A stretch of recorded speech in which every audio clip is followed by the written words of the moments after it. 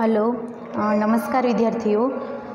ધોરણ 12માં વિષય એસપીએનસીસીમાં વિભાગ પહેલાંનું જે ચેપ્ટર નંબર 3 આપણે ચાલુ છે એમાં આગળ છે એ ચર્ચા કરવાની છે.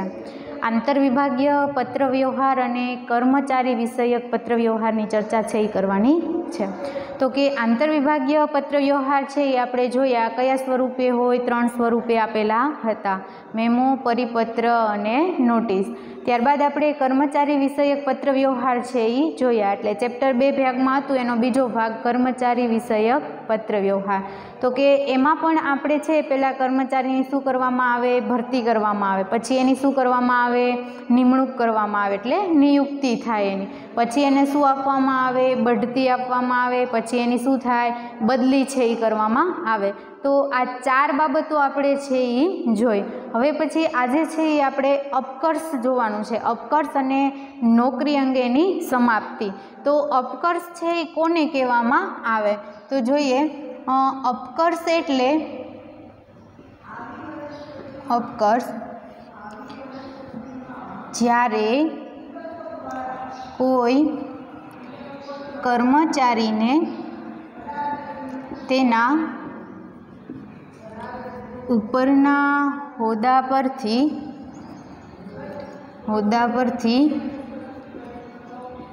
નીચેના હોદ્દા પર મૂકવામાં આવે એને શું કહેવામાં આવે, અપકર્ષ કહેવામાં આવે છે. તો કે કર્મચારીના સંચાલક છે એ અને કર્મચારીને જાળવી રાખવા આ બધું કાર્ય છે એ કેવું હોય, યોગ્ય. તો અપકર્ષ છે આમ તો અપ્રિય પગલું છે, છતાંય છે એ શું કરવાની હોય તો કે ક્યારેક એવા સંજોગો ઊભા થાય કે અપકર્ષની છે એ જરૂર પડે. બરાબર. અપકર્ષ એટલે તો કે જ્યારે કોઈ કર્મચારીને એના વર્તમાન હોદ્દા ઉપરથી નીચેના હોદ્દા ઉપર મૂકવામાં આવે ત્યારે એને શું કહેવાય, અપકર્ષ. અપકર્ષ અને બઢતી આ બે શું છે, વિરોધાભાસી. બઢતી એટલે એના વર્તમાન હોદ્દા ઉપરથી ઉપલા હોદ્દા ઉપર મૂકવામાં આવે અને અપકર્ષ એટલે એના વર્તમાન હોદ્દા ઉપરથી નીચેના હોદ્દા ઉપર મૂકવામાં આવે ત્યારે એને શું કહેવામાં આવે, અપકર્ષ કહેવામાં આવે. હવે આવું પગલું લેતા પહેલાં વ્યાપારી પેઢી હોય, કોઈ સંસ્થા હોય કે કોઈ કંપની હોય, એ ઘણા બધા કર્મચારી સાથે છે એ પત્ર વ્યવહાર થયા હોય, ઘણા બધા એવા કારણો આપ્યા હોય એને પોતાને સાબિત. ક્યારેક એવા સંજોગો બને કે વ્યાપારી પેઢી કે સંસ્થાએ કર્મચારીને અપકર્ષ છે એ આપવું પડે. તો આપણે એવા સંજોગો જોઈએ કે કેવા સંજોગોમાં કર્મચારી છે એનું અપકર્ષ છે એ કરવામાં આવે છે. તો સંજોગોમાં પહેલું આપ્યું છે આપણે કે અપકર્ષ અંગેના સંજોગો. તો 3 થી 4 સંજોગો આપ્યા છે કે પહેલો સંજોગ કે કર્મચારીને વારંવાર જાણ કરવા છતાં તેના કામમાં બેદરકારી રાખે. શું કહે કે કર્મચારી છે એને વ્યાપારી પેઢી કે એકમવાળા વારંવાર જાણ કરવા છતાં એ એના કામ પ્રત્યે શું રાખે, બેદરકારી રાખે. જો આવા સંજોગો ઊભા થાય તો ન છૂટકે વ્યાપારી પેઢી કે એકમ છે એનું શું, કર્મચારીનું શું કરવું પડે, અપકર્ષ છે એ કરવું પડે છે. પછી બીજું કે કર્મચારીની કાર્યક્ષમતામાં સતત ઘટાડો થતો હોય. શું કહે તો કે કોઈ કર્મચારી છે એની કામ કરવાની જે શક્તિ છે, કાર્યશક્તિ, એમાં સતત ને સતત શું થતો હોય, ઘટાડો થતો હોય તો એ કર્મચારીનું શું કરવામાં આવે, અપકર્ષ છે એ કરવામાં આવે. પછી ત્રીજું સંજોગ આપ્યા છે કર્મચારી કોઈ ગેરશિસ્ત આચરતો હોય. શું કહે તો કે કર્મચારીને વારંવાર જાણ કરવામાં છતાં એ પોતે છે એ જે શિસ્ત હોય એમાંથી શું કરતો હોય, શિસ્તનો ભંગ કરતો હોય તો પણ એને શું કરવામાં આવે, અપકર્ષ કરવામાં આવે. અને છેલ્લું ચોથું આપણને આપ્યું છે કે કર્મચારી છે કોઈ નાણાકીય બાબત ગેરરીતિ છે એ આચરતો હોય. આ 4 સંજોગો આપ્યા છે અપકર્ષ માટેના કે કોઈ વ્યાપારી પેઢી કે કોઈ સંસ્થા છે એના કર્મચારીને અપકર્ષ ક્યારે આપે છે તો કે આવા સંજોગો બને, આવા કોઈ પણ 4 થી 5, તો પછી એના કર્મચારીનું શું કરવું પડે? અપકર્ષ છે એ કરવું પડે છે. હવે અપકર્ષ માટેના જે પત્રો લખાતા હોય એ પત્રોમાં કયા કારણથી અને કયા સંજોગોમાં કર્મચારીનું અપકર્ષ કરેલું છે આ કારણ છે એ દર્શાવવામાં આવે છે. તો 4 કારણ આપ્યા કે કર્મચારીને વારંવાર જાણ કરવા છતાંય એના કામમાં એ શું રાખતો હોય? બેદરકારી રાખતો હોય, તો એને પછી એના હોદ્દા ઉપરથી નીચલા હોદ્દા ઉપર છે એ મૂકવામાં આવે. કર્મચારી છે એના કાર્ય કરવાની ક્ષમતા એટલે એની કામ કરવાની જે શક્તિ છે એમાં સતત ને સતત શું થતું હોય? ઘટાડો થતો હોય, તો એનું શું કરવામાં આવે? અપકર્ષ છે એ કરવામાં આવે છે. કોઈ કર્મચારી છે એ ગેરશિસ્ત આચરતો હોય એટલે જે નીતિ નિયમો આપ્યા હોય એનો શું કરતો હોય? ભંગ કરતો હોય, તો એનું અપકર્ષ કરવામાં આવે. અને છેલ્લું સંજોગ આપ્યો છે કે કર્મચારી કોઈ નાણાકીય બાબતમાં ગેરરીતિ આચરતો હોય તો એનું શું કરવામાં આવે? અપકર્ષ કરવામાં આવે છે. એટલે કોઈ પણ વ્યાપારી પેઢી કે એકમ છે એના કર્મચારીનો અપકર્ષ છે એ આવા સંજોગોમાં છે એ કરે છે. એટલે જ્યારે કોઈ કર્મચારીને અપકર્ષ માટેનો પત્ર છે એ લખવામાં આવે ત્યારે એને કઈ બાબતથી એટલે આમાંથી કયા કારણથી એનું અપકર્ષ કરવામાં આવ્યું છે આ બાબત છે એને પત્રમાં શું કરવી પડે? જણાવવી પડે છે. તો એનું એક ઉદાહરણ આપણે જોઈએ કે અપકર્ષ છે એના પત્ર લખતા હોય જ્યારે વ્યાપારી પેઢી કે સંસ્થા કોઈ પણ કર્મચારીને, તો એ કઈ બાબતથી છે એ પત્ર લખતા હોય. તો આપણે એક ઉદાહરણ આપ્યું છે કે વીરભદ્ર એસ્ટેટ, સેતુ એવન્યુ 201 રોડ, રાજકોટ. આ વ્યાપારી પેઢી છે વીરભદ્ર એસ્ટેટવાળા, એમાં એના કર્મચારી જે કાર્ય કરે છે એ કર્મચારીનું અપકર્ષ કરવાનું છે, તો એની જાણ કરવા માટે એના કર્મચારીને છે એ પત્ર લખે છે. તો અહીંયા શું લખવાનું હોય? ફોન નંબર, પછી શું આવે? ઈમેલ, પછી અહીંયા શું લખે? તારીખ છે એ જણાવે. 2 સપ્ટેમ્બર 2017. પછી તો કે જે વ્યક્તિ છે એના કંપનીમાં કે વ્યાપારી પેઢીમાં કામ કરતો એ જે તે વિભાગ કે એકમમાં કામ કરે છે એનું નામ અને એના વિભાગનું નામ છે એ લખવામાં આવે. શું કહે છે? ભાવિન વ્યાસ, સિનિયર એકાઉન્ટર,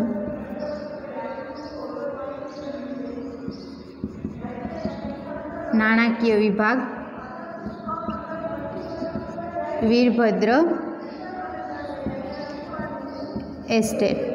બરાબર, એની જ કંપનીમાં આ વ્યક્તિ છે સિનિયર એકાઉન્ટન્ટ તરીકે છે એ કાર્ય કરે છે નાણાકીય વિભાગમાં. એનું અપકર્ષ કરવાનું છે. પછી એનો વિષય આપણને આપી દીધો છે શું? અપકર્ષ અંગેની જાણની બાબત. પછી એનો વિષય પ્રમાણે પછી અહીંયા સંબોધન છે એ કરવામાં આવે કે શ્રીમાન કે જે કંઈ લખે એ માનનીય શ્રી. પછી શું કરવાનું હોય તો કે વિષય પ્રમાણે શું એનું જાણ કરવામાં આવે કે હવે વીરભદ્ર એસ્ટેટવાળા છે એ ભાવિન વ્યાસને છે એ લખે છે કે આ તારીખનો અમે એક પત્ર લખેલો હતો, તમને એમાં જાણ કરેલી છે કે તમે જે એકાઉન્ટરના હોદ્દા ઉપર છો એ એકાઉન્ટના હોદ્દાની પ્રતિમાને છે એ શું કરો છો? તમે નુકસાન પહોંચાડો છો. આવું 2-3 વખત છે એ આપણા અધિકારીના ધ્યાનમાં છે એ આવેલું છે. તમને જાણ કરવા છતાં એ વારંવાર 2 વાર તમને જાણ કરેલી છે, છતાંય તમે છે એ કોઈ પણ પ્રત્યુત્તર છે એ આપતા નથી અથવા તો એમાં કંઈ સુધારો છે એ કરતા નથી. એટલે ન સંજોગે એટલે ન છૂટકે તમારું છે એ શું કરવામાં આવ્યું છે? અપકર્ષ કરવામાં આવ્યું છે. એટલે સિનિયર એકાઉન્ટ તરીકે જે વ્યક્તિ હતા એને નીચે છે એ જુનિયર એકાઉન્ટર અથવા તો એના નીચલા હોદ્દામાં છે એ મૂકવામાં આવશે. તો આ બાબતની છે એ તમે જાણ કરશો. પત્રમાં કીધું હતું કે જ્યારે અપકર્ષ અંગેનો પત્ર લખવામાં આવે ત્યારે કઈ બાબતથી અપકર્ષ કરવામાં આવ્યું છે આ બાબત જણાવવી. એટલે આ ભાવિનભાઈ વ્યાસ છે એને કઈ બાબતથી અપકર્ષ કરવામાં આવે છે તો કે એને વારંવાર જાણ કરવા છતાંય એ જે એકાઉન્ટન્ટ સિનિયર એકાઉન્ટન્ટના હોદ્દા ઉપર છે એ હોદ્દાને શું કરે તો કે એની પ્રતિભાને નુકસાન પહોંચાડે છે અથવા તો કોઈ સંસ્થા કે વ્યાપારી પેઢીને નુકસાન થાય એવી બાબતોમાં એ પોતે સામેલ છે. એટલા માટે આ વ્યક્તિનું શું કરવામાં આવે છે? અપકર્ષ કરવામાં આવે છે. એટલે અપકર્ષ માટેના પત્ર છે એ આવી રીતે લખવામાં આવે. ટૂંકમાં જે બાબતથી એને અપકર્ષ કરવામાં આવ્યો આ બાબત છે એને જણાવવાની હોય. અને કેવા સંજોગોમાં અપકર્ષ થાય તો આપણે જોયા કે આવા કોઈ 4 સંજોગો બને તો એનું શું કરવામાં આવે? અપકર્ષ છે એ કરવામાં આવે છે. હવે આપણે છે નોકરીની સમાપ્તિ અંગે આપેલું છે કે નોકરીની સમાપ્તિ કેવી રીતે થાય. એટલે આ કર્મચારી વિષયક પત્ર વ્યવહાર છે એ શું થાય? પૂર્ણ થાય. જો નોકરી છે એની સમાપ્તિ 2 રીતે થાય. એક તો નોકરીમાંથી છે એ શું કરવામાં આવે? છૂટા કરવામાં આવે. અને બીજું છે એ રાજીનામું છે કર્મચારી પોતે આપે તો. એટલે આ 2 રીતે છે એ નોકરીની સમાપ્તિ થાય. તો કેવા સંજોગોમાં નોકરીની સમાપ્તિમાં કર્મચારી પોતે રાજીનામું આપે અને કેવા સંજોગોમાં એને છૂટા કરવામાં આવે? તો જોઈએ એમાં નોકરીની સમાપ્તિ કઈ રીતે થાય તો કે નોકરી સામાન્ય રીતે નોકરી આપતો વર્ગ અને નોકરી કરતો વર્ગ આ 2 વ્યક્તિઓ છે એને નોકરી માટેના જે નીતિ નિયમો આપેલા હોય આ બધીની શું હોય એને ખબર જ હોય. પણ ક્યારેક એવા સંજોગો બને તો એને નોકરીમાંથી શું કરવામાં આવે? છૂટા કરવામાં આવે. આ એક અપ્રિય પગલું હોવા છતાંય છે એ કર્મચારીઓને નોકરીમાંથી એવા સંજોગો બને તો શું કરવા પડે? છૂટા છે એ કરવા પડે છે. તો એમાં 2 રીતે છૂટા થાય. એક છે નોકરીમાંથી છૂટા થવું અને બીજું છે નોકરીમાંથી છૂટા કરવું. બરાબર? આ બેયનું પરિણામ છે એક જ આવે પણ સંજોગો કેવા હોય? અલગ અલગ હોય. નોકરીમાંથી છૂટા થવું અને નોકરીમાંથી છૂટા કરવા. નોકરીમાંથી છૂટા કરવા એટલે વ્યાપારી પેઢી કે સંસ્થા છે એ પોતે કર્મચારીને શું કરે? નોકરીમાંથી છૂટા કરે. અને છૂટા થવું એટલે શું આપે? રાજીનામું આપે. એને શું કહેવામાં આવે? છૂટા થયેલા કહેવાય. તો હવે એમાંથી નોકરીમાંથી છૂટા કરવા એમાં કેવા સંજોગોમાં જો છૂટા થાય કર્મચારી તો એને પછી નિવૃત્તિ પછીના અમુક લાભો હોય મળે. અને કેવા સંજોગોમાંથી એને છૂટા કરવામાં આવે તો આ લાભ છે એને મળતો નથી. અને આ નોકરીની સમાપ્તિ જે 2 રીતે થાય એ 2 માર્ક્સમાં છે એ પ્રશ્ન પૂછવામાં આવે કે નોકરીની સમાપ્તિ કેટલી રીતે થાય? 2 રીતે થાય. એક તો નોકરીમાંથી છે એ શું કરવામાં આવે? છૂટા કરવામાં આવે. અને એક તો નોકરીમાંથી છૂટા થવું એટલે રાજીનામું આપવું. તો એના સંજોગો આપ્યા છે કે કેવા સંજોગોમાં કર્મચારી જો છૂટો થાય તો એને નિવૃત્તિ પછી લાભ મળે અને કેવા સંજોગોમાં એ જો છૂટો થયો હોય તો એને નિવૃત્તિ પછીના એકેય લાભ છે એ મળતા નથી. તો કે આવા જો સંજોગો બને કેવા તો કે કર્મચારીના કાર્યકાળના વર્ષો પૂરા થતા હોય.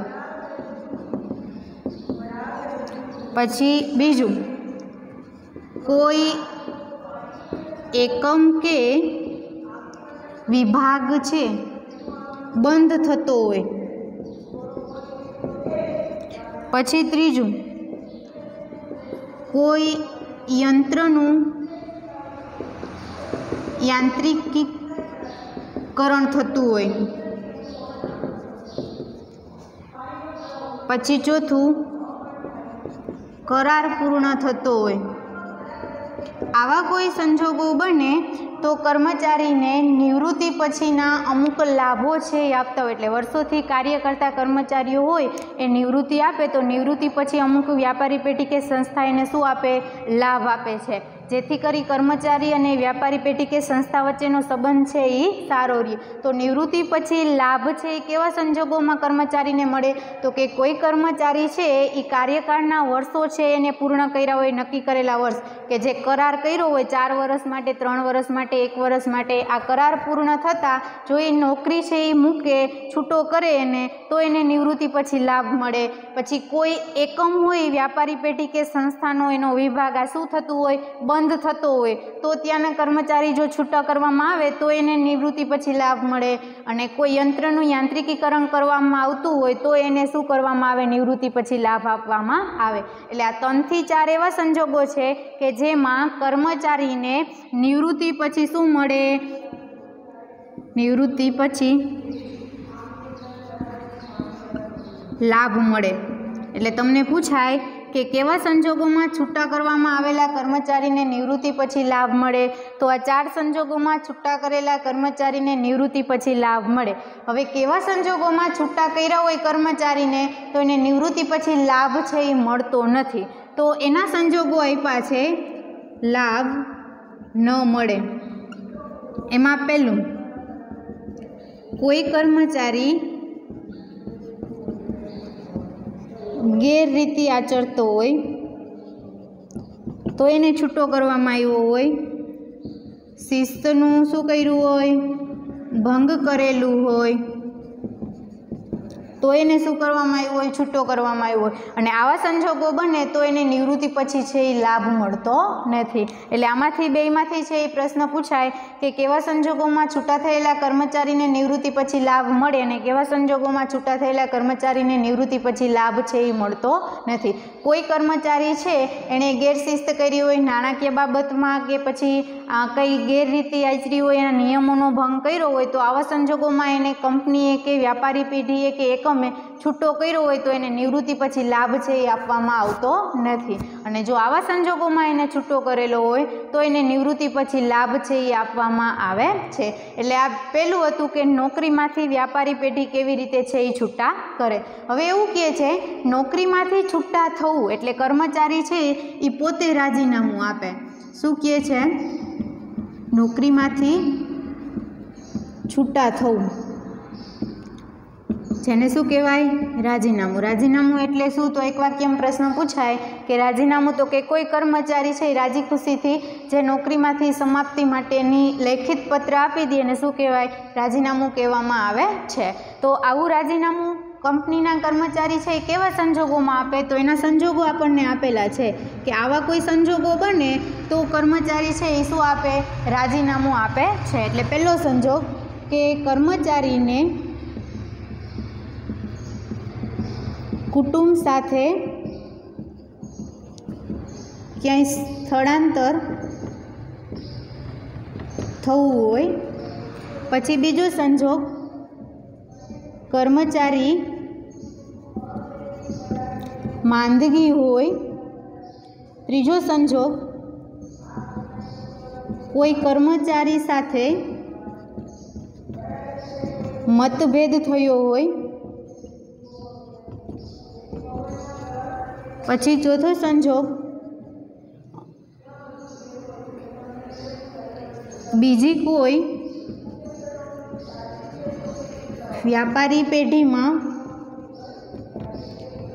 વધુ લાભ મળતો હોય.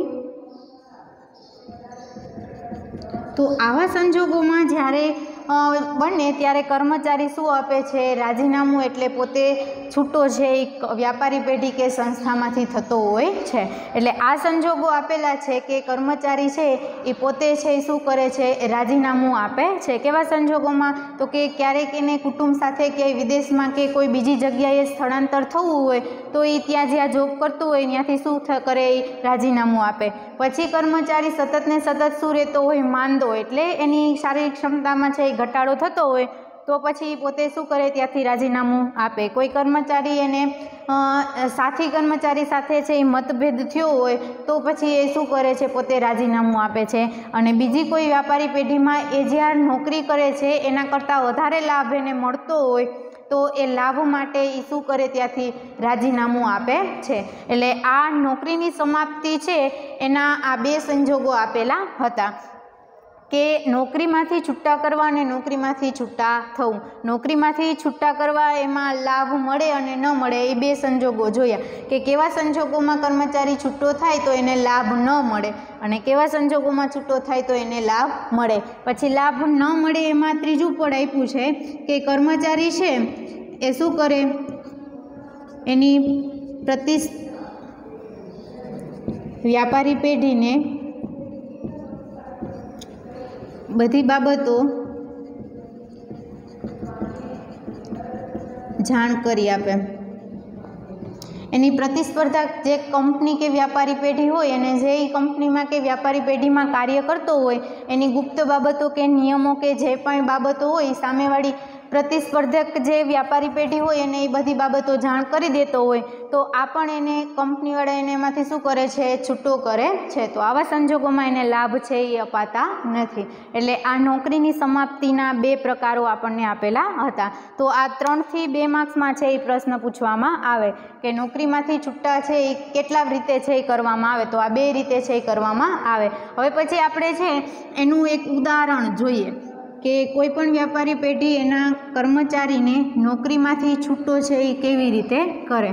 તો આપણે સંજોગો આપેલા હતા. તો આજે વ્યાપારી પેઢી આપી છે ગરવી ગુજરાતવાળા,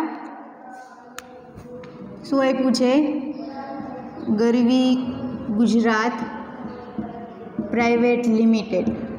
અહીંયા એનું એડ્રેસ આપેલું છે, સરનામું કોઈ પણ.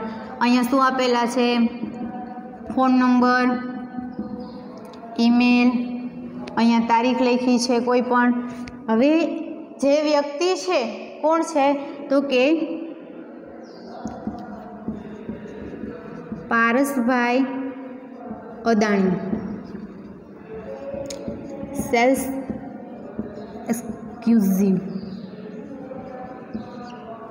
હવે આ ભાઈ છે પારસભાઈ અદાણી એ આ કંપનીમાં ગરવી ગુજરાતમાં, ગરવી ગુજરાત પ્રાઇવેટ લિમિટેડ અમદાવાદ, બરાબર, આ કંપનીમાં એ સેલ્સ એક્સક્લુઝિવ તરીકેનું છે એ કાર્ય કરે છે. તો આ ભાઈને હવે નોકરીની સમાપ્તિ માટે છે એ જાણ કરવા માટે ગરવી ગુજરાત પ્રાઇવેટ લિમિટેડવાળા છે એ શું કરે, પત્ર લખી અને જાણ કરે છે. એટલે અહીંયાથી વિષય લખશે નોકરીની સમાપ્તિ માટે, પછી શ્રીમાન સંબોધન કરીને લખશે, પછી શું લખશે તો કે આ ભાઈને નોકરીની સમાપ્તિમાંથી શા માટે નોકરીમાંથી છૂટા કરે છે તો કે એનો કરાર જે એને 2 વર્ષનો આપેલો છે એ કરાર શું થાય છે, પૂર્ણ થાય. અને આપણે આગળ પણ કીધું હતું કે નોકરીમાંથી કોઈ કર્મચારીને જો છૂટા કરવામાં આવે તો એનું કારણ છે એ દર્શાવવું, કયા કારણથી એને નોકરીની સમાપ્તિ છે એ આપેલી છે. તો આ પારસભાઈ અદાણી છે એના કરાર જે 2 વર્ષનો કરેલો હતો સેલ્સ એક્સક્લુઝિવ તરીકે જે પદ હતું એમાં, તો એને કામ છે એ સારું કર્યું છે એ બદલ અભિનંદન આપે છે. પછી એના 3-4 મહિનાના જે વાર્ષિક રિપોર્ટ હોય એ રિપોર્ટ પણ સારા છે, એટલે એવું કહે છે કે તમે અત્યાર સુધીનું કાર્ય છે એ સારું કરેલું છે, એટલે એ બદલ તમને અભિનંદન. અને તમારા કરાર એટલે જે વર્ષ તમે નક્કી કરેલા હતા એ વર્ષ છે એ પૂર્ણ થતાં તમને છે શું કરવામાં આવે છે, નોકરીમાંથી છૂટા કરવામાં આવે છે. તમને કાંઈ પણ જે નિવૃત્તિ પછીના છૂટા થયા પછીના લાભને બધું મળતું હોય એ તમે લેવાને પાત્ર છો. એટલે તમને આગળ છે તમે આગળ હોદ્દા ઉપર જાઓ એવી શુભેચ્છા, અથવા તો તમે આગળ છે એ સારી પ્રગતિ કરો એવી તમને શુભેચ્છા. એટલે આવી રીતે છે આવા સંજોગો બને તો એને શું કરવામાં આવે, નોકરીમાંથી છૂટા છે કરવામાં આવે છે. તો આ હતા કર્મચારી છે એ વિષયક પત્ર વ્યવહારો, કે કર્મચારીની ભરતી કેવી રીતે થાય, બઢતી કેવી રીતે થાય, બદલી કેવી રીતે થાય. તો આ જે ચેપ્ટર આપેલું હતું એ ઘણા બધા માર્ક્સનું છે એ પૂછવામાં આવે. એટલે આમાંથી એક વાક્યના પ્રશ્ન, વિકલ્પ, 2-3 માર્ક્સના પ્રશ્ન અને પત્ર છે એ પૂછવામાં આવે છે. તો એક વાક્યના પ્રશ્ન છે એ કેટલા પૂછી શકાય તો આપણે એકવાર એ જોઈ લઈએ એટલે આખું ચેપ્ટર છે એ શું થાય, પૂરું. એટલે પહેલું આપણે આપેલું હતું નોટિસ એટલે શું? હવે નોટિસ એટલે શું? તો કે નોટિસ એટલે કોઈપણ વ્યાપારી પેઢી કે સંસ્થા છે એના માળખાગત અથવા તો કાયદાકીય બંધારણના જે બાબત છે એ એના કાર્યાલયના કર્મચારીને જાણ કરવા માટે જે લેખિત પત્ર છે એ લખવામાં આવે એને શું કહેવાય? નોટિસ છે એ કહેવામાં આવે છે. પછી બીજું આપ્યું હતું આપણે પરિપત્ર આપ્યું. તો પરિપત્ર એટલે તો કે કોઈ પણ વ્યાપારી પેઢી કે સંસ્થા છે એને એના કર્મચારીને સમૂહને કોઈ એક વ્યાપારી પેઢી કે સંસ્થા છે એનું વ્યવસ્થા તંત્ર છે એ વ્યવસ્થા તંત્ર છે એને કોઈ નિર્ણય કે કોઈ બાબતમાં ફેરફાર થયો હોય તો એના કર્મચારીના સમૂહને જાણ કરવા માટે જે પત્ર લખે એને શું કહેવાય? પરિપત્ર કહેવામાં આવે. ત્રીજું આપ્યું હતું આપણે મેમો એટલે શું? તો કે મેમો છે વિધિસર અને અવિધિસર રીતે લખાતો એક પત્ર છે.